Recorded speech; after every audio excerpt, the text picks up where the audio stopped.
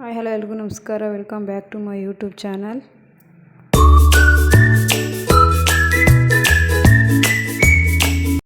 ಮೊದಲಿಗೆ ಎಲ್ಲರೂ ಚೆನ್ನಾಗಿದ್ದೀರಾ ಅಂತ ಭಾವಿಸುತ್ತಾ ಇವತ್ತಿನ ಬ್ಲಾಗ್ ಶುರು ಮಾಡ್ತಾಯಿದ್ದೀನಿ. ಇವತ್ತಿನ ಬ್ಲಾಗ್ ಬಂದು ನಿಮಗೆ ಗೊತ್ತಾಗಿರುತ್ತೆ ಆಲ್ರೆಡಿ. ವಾಷಿಂಗ್ ಮಿಷಿನ್, ಈ ರೀತಿ ವಾಷಿಂಗ್ ಮಿಷಿನಲ್ಲಿ ಯಾವ ರೀತಿ ಬಟ್ಟೆ ನೀಟಾಗಿ ವಾಶ್ ಮಾಡೋದು ಅಂತ ವಿಡಿಯೋ ಮಾಡ್ತಾಯಿದ್ದೀನಿ. ಮೊದಲು ಕಾಣ್ತಾ ಇರೋ ಬಟನ್ ಬಂದು ನೀರು ಹಾಕೋದು, ಹಾಗೆ ನೀರು ಬೇಡ ಅಂದರೆ ಸ್ಟಾಪ್ ಮಾಡ್ಬೋದು. ಹಾಗೆ ಎರಡನೇದು ನಾವು ಎಷ್ಟು ನಿಮಿಷ ಬಟ್ಟೆಗೆ ಎಣ್ತೀವಿ ಅನ್ನೋದು. ಮೂರನೇದು ಲೆವೆಲು ಎಷ್ಟು. ಇವಾಗ ಮೀಡಿಯಮ್ ಸೈಜ್ ಬಟ್ಟೆ ಇದ್ದಾವೆ, ಜಾಸ್ತಿ ಹೆವಿ ಬಟ್ಟೆ ಇದ್ದಾವೆ ಅಂದರೆ ಹೆವಿಗೆ ಹಾಕಬೇಕು, ಮೀಡಿಯಮ್ ಇದ್ದಾವೆ ಅಂದರೆ ಮೀಡಿಯಮ್ಗೆ ಹಾಕಬೇಕು. ನೆಕ್ಸ್ಟ್ ಬಂದು ನೀರು ಆಚೆಗೆ ಹಾಕೋದು.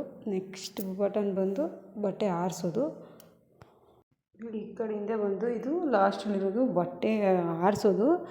ಅದೆಷ್ಟು ನಿಮಿಷ ಆರಿಸೋದು ಅಂತ ಕೊಟ್ಟಿದ್ದಾರೆ. ಅದು ಹಾಕ್ಬಿಟ್ಟು ಆರಿಸ್ಕೊಂಡ್ರೆ ಪಕ್ಕದಲ್ಲಿರೋ ಬೇಷನಲ್ಲಿ ಬಟ್ಟೆಗಳೆಲ್ಲ ಆರ್ಕೋತವೆ.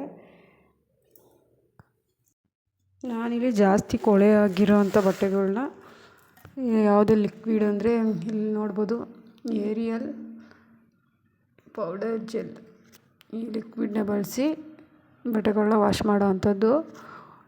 ಇದು ಜೆಲ್ಲು ಜಾಸ್ತಿ ಕೊಳೆ ಕಾಲರ್ ಹತ್ರ ಆಗಿರ್ಬೋದು, ಹಾಗೆ ಮಕ್ಕಳು ಸ್ಕೂಲ್ ಬಟ್ಟೆ ಆಗಿರ್ಬೋದು, ಜಾಸ್ತಿ ಕೊಳೆ ಆಗಿರೋ ಅಂಥ ಜಾಗದಲ್ಲಿ ಈ ಜೆಲ್ನ ತಗೊಂಡು ಯಾವುದೇ ಜಾಸ್ತಿ ಕೊಳೆ ಇದೆಯೋ ಅಲ್ಲಿ ಸ್ವಲ್ಪ ಜೆಲ್ನ ತಗೊಂಡು ನೀಟಾಗೆಲ್ಲ ತೆಗೆದು ಸವರಬೇಕು. ಆ ರೀತಿ ಸವರ್ಬಿಟ್ಟು ವಾಷಿಂಗ್ ಮಿಷಿನ್ಗೆ ಹಾಕೋದ್ರಿಂದ ವಾಷಿಂಗ್ ಮಿಷಿನಲ್ಲೇ ನಾವೇನು ಕೈಲಿ ಉಜ್ಜಿದರೂ ಕೂಡ ಕ್ಲೀನಾಗುತ್ತೆ.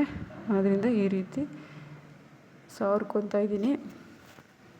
ಹಾಗೆಯೇ ಇದೇ ರೀತಿ ಎಲ್ಲ ಬಟ್ಟೆಗೂ ಜಾಸ್ತಿ ಕೊಳೆ ಇರೋ ಜಾಗದಲ್ಲಿ ಏರಿಯಲ್ ಲಿಕ್ವಿಡ್ನ ಈ ರೀತಿ ಸವರ್ಕೊಂಡು ನೀಟಾಗೆಲ್ಲ ಒಂದು ಕಡೆ ಇಟ್ಕೊಂಡು, ಆನಂತರ ವಾಷಿಂಗ್ ಮಿಷಿನ್ಗೆ ನೀರು ಆನ್ ಮಾಡಿಕೊಂಡು, ಬೇಕಾದ್ರೆ ಸ್ವಲ್ಪ ನಿರ್ಮ ಕೂಡ ಸೇರಿಸ್ಬೋದು. ಇಲ್ಲ ಲಿಕ್ವಿಡೇ ಎಲ್ಲ ಬಟ್ಟೆಗೂ ಜಾಸ್ತಿ ಹಾಕೋದ್ರಿಂದ ಈ ನಿರ್ಮ ಏನು ಬೇಕಾಗಲ್ಲ. ಸ್ವಲ್ಪ ಬಟ್ಟೆ ಮಾತ್ರ ಜೆಲ್ ಹಾಕ್ತೀವಿ ಅನ್ನೋದ್ರಿಂದ ಹಾಕೋದಾದರೆ ವೀಲ್ ನಿರ್ಮ ಕೂಡ ಬಳಸ್ಬೋದು.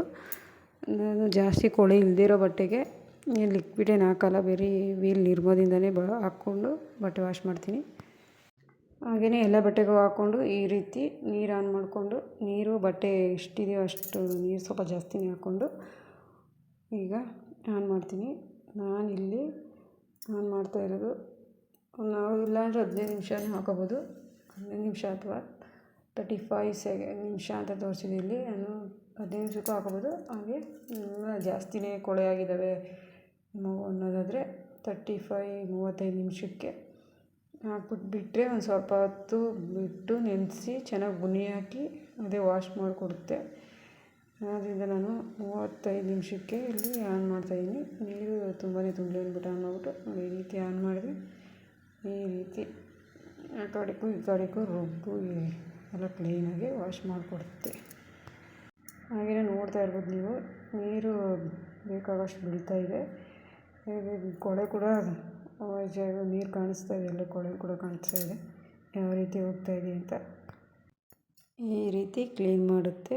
ಕ್ಲೀನ್ ಆಲ್ರೆಡಿ ನೋಡ್ಬೋದು ನೀವು ಯಾವ ರೀತಿ ವಾಶ್ ಆಗ್ತಾ ಇದ್ದಾವೆ ಅಂತ. ಹಾಗೆ ಕೊಳೆ ಕೂಡ ಎಷ್ಟಿದೆ ಅಂತ ಕೂಡ ನೋಡ್ಬೋದು. ಈ ರೀತಿ ಕ್ಲೀನ್ ಆದಮೇಲೆ 35 ನಿಮಿಷಗಳು ಆದ ನಂತರ ಬಟನ್ನು ವಾಪಸ್ ಹೋಗಿ ಈ ದಿನ ಬಟನ್ ಆನ್ ಮಾಡಿದ್ದು ನೋಡ್ಬೋದು. ಈ ರೀತಿ 5 ಹತ್ರ ಇದೆ, ನಾನು 5 ಹತ್ರನೇ ಸ್ಟಾಪ್ ಮಾಡ್ಕೊತಾಯಿದ್ದೀನಿ. 0 ಹತ್ರ ಹೋಗುತ್ತೆ. 0 ಇದ್ದರೆ ಬಜಾರ್ ಕೂಡ ಬಾರಿಸುತ್ತೆ, ಬಜಾರ್ ಗತ್ತಲೆ ಆಫ್ ಮಾಡ್ಕೋಬೋದು.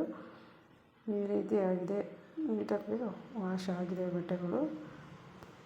ವಾಶ್ ಆದ ನಂತರ ಇಲ್ಲಿ ಬಟ್ಟೆ ಒಗೆದ ಗಲೀಜು ನೀರು ಏನಿದೆಯೋ ಹೊರಗಡೆ ಹೋಗೋಕ್ಕೆ ನಾನು ಹೇಳಿದ್ದ ಬಟನ್ ಪ್ರೆಸ್ ಅಂದರೆ ಈ ರೀತಿ ತಿರುಗಿಸಿದ್ರೆ ನೀರೆಲ್ಲ ಹೊರಗಡೆ ಹೋಗುತ್ತೆ.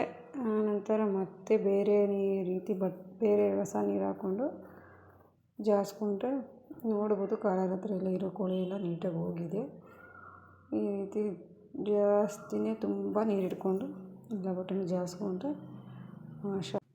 ಹಾಗೆಯೇ ಜಾಸ್ಕೊಂಡು ಇಲ್ಲೇ ಪಕ್ಕದಲ್ಲಿರುವಂಥ ಬಟ್ಟೆ ಎಲ್ಲ ಆರಿಸೋವಂಥ ಈ ಬೇಷನ್ಗೆ ಹಾಕ್ಕೊಂಡು ಆನ್ ಮಾಡ್ಕೊಂಡು ಬಟ್ಟೆ 3/4% ಬಟ್ಟೆ ಕೂಡ ಆರಿಸ್ಕೊಡುತ್ತೆ. ಆದರೆ ನಾನು ಈಗ ಬೇಸಿಗೆಗಾಲ ಆಗಿರೋದ್ರಿಂದ ಬಿಸಿಲಲ್ಲಿ ಒಣಗಾಕ್ತಾಯಿದ್ದೀನಿ. ಅದರೊಳಗಡೆ ಹಾಕಿದ್ರೆ ಬಟ್ಟೆ ಆರ್ತವೆ, ಹಾಗೆ ಎಲ್ಲ ಇಸ್ತ್ರಿ ಮಾಡೇ ಹಾಕಬೇಕು, ಆ ರೀತಿ ಆಗಿಬಿಡ್ತವೆ. ಆದ್ದರಿಂದ ನಾನು ಬಿಸಿಲಿಗೆ ಹಾರಾಕೋಣ ಅಂದ್ಬಿಟ್ಟು ಜಾಲಿಸ್ಕೊಂಡು ಹೋಗಿ ಬಿಸಿಲಲ್ಲಿ ಹಾರಾಕ್ತೀನಿ. ಅಂದರೆ ಮಳೆಗಾಲದಲ್ಲಿ ಈ ರೀತಿ ಇದರಲ್ಲಿ ಆರಿಸ್ಕೊಂಡ್ರೆ ಗಾಳಿ ಕೂಡ ಆರಿಸ್ಕೊಬಿಡ್ಬೋದು, ಇಸ್ತ್ರಿ ಮಾಡ್ಕೊಂಡು ಹಾಕ್ಕೊಬೋದು ಅಂತ ಹೇಳ್ತಾ ಈ ವಿಡಿಯೋಲಿ ಮಾಡ್ತಾಯಿದ್ದೀನಿ. Thank you for watching. Bye.